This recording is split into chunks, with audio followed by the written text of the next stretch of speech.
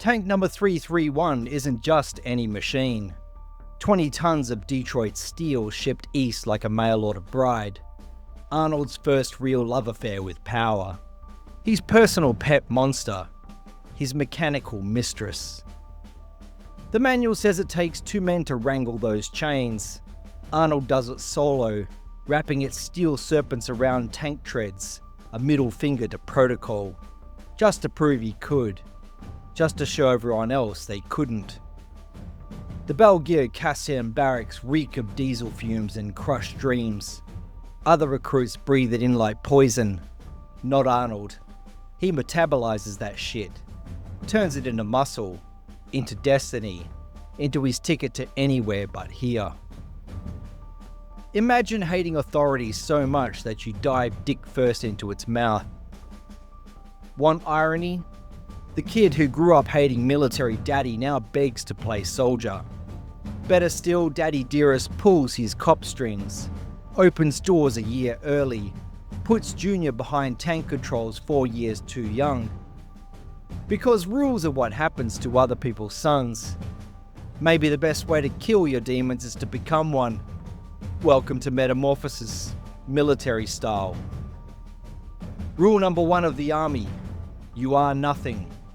Rule number 2, Arnold Schwarzenegger doesn't give a fuck about rule number 1. First day of basic, October 65. Kid makes his entrance like he's staging a coup. Takes that standard issue uniform, waits for all eyes on him, then flexes. Just flexes those bodybuilder shoulders until the fabric surrenders with a sound like destiny ripping at the seams. It's not vanity, it's marketing. It's making sure every fucking person in that barracks understands exactly what just crossed the threshold. Basic training? A joke. Calisthenics, drills, mud. Others pant, collapse, puke. Arnold glides through, a shark in a kiddie pool. They scream orders. He hears applause. Discipline's a leash he yanks himself. A smirk stitched into every torn uniform. Punishment only works on people who respect the system. Speaking of punishment, they've got him peeling potatoes in the kitchen for racing tanks like some demolition derby reject. He turns KP into an all-you-can-steal buffet. Every chunk of contraband meat, a middle finger to authority. Every stolen steak, a fuck you to the system. Adding pounds of muscle doesn't just happen. Protein's the real mission, not their Cold War paranoia. And the juice goes in right alongside the protein of potatoes. Each needle's a fuck you to genetics, to small town Austria, to limitations. Power's not in the rank, it's in the presence. Men orbit him. He tells stories that make the walls lean in to listen. Cracks jokes that make career soldiers giggle like schoolgirls.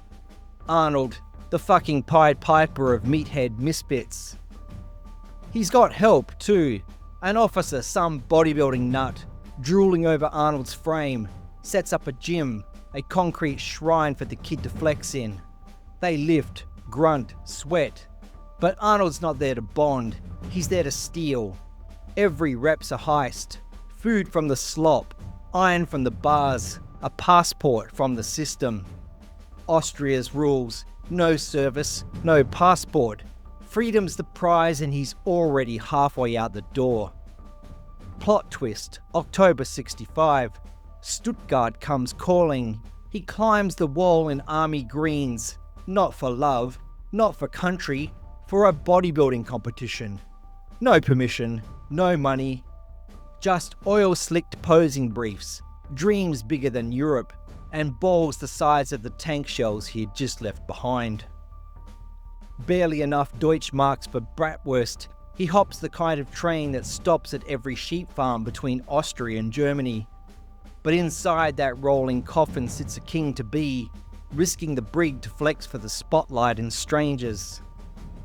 The Wool rooms in Stuttgart smell like ambition and baby oil, a cosmic collision of Destiny's favourite sons. Rolf Putziger, future employer. Wag Bennett, future mentor.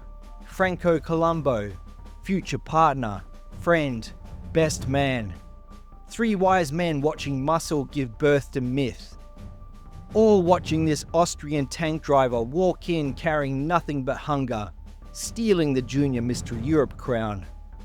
That wins a Molotov cocktail lighting up Mr. Universe down the road, America's grimy sprawl, bodybuilding's dark corners where his name starts to hiss like a fuse. Arnold borrows cash to limp back, trophy clutched like a grenade. They throw him in solitary for a week, cold stone bench, one blanket, almost no food. But you can't punish someone who turns cages into stages. The real punchline? The brass can't decide whether to court-martial him or clone him. In the end, they fucking celebrate him. Pure Schwarzenegger alchemy, turning punishment into privilege, turning insubordination into legend, turning a week in the hole into mythology. That's power, not the tank, not the gun, the mind that says, I'll take your cage and make it my podium. While his tank team scrubbed grease and rust off 20 tons of metal, Arnold receives a different assignment. Special permission to pump iron instead of pushing mops. 5 hours a day of metal against metal. The military's first government-sponsored bodybuilding program. Population 1. By August the 1st, 1966, he's out. 25 pounds of muscle gained. Munich bound in a continent still remembering war rations. It's not escape, it's evolution. And evolution's just another word for theft. The army gave him a year. He ripped out its guts. Passport, name, future. Psychological dominance isn't a gift, it's a stick-up. Arnold held the gun, and the world handed over the keys. This was Arnold turning mandatory conscription into a fucking audition. It's Arnold using the system to build himself into something that wouldn't fit in it anymore. Taking his weapon, that freakish beautiful body, and pointing it at old Europe like a loaded gun until Austria felt like just another jacket he had torn through. Fuck Austria, he thought. Fuck small, fuck average. 25 years later, he buys back Tank 331, his steel bitch, ships it to America like a trophy, a monument to Metamorphosis. A 20-ton testament to what happens when you decide that the only limitation that matters is the one between your ears. Now kids climb on his steel flanks in the Californian sun. They don't know they're playing on the cocoon where a titan emerged. They don't know they're playing on holy ground in a time where steel and flesh conspired to birth legends. But Arnold knows. Arnold always knows.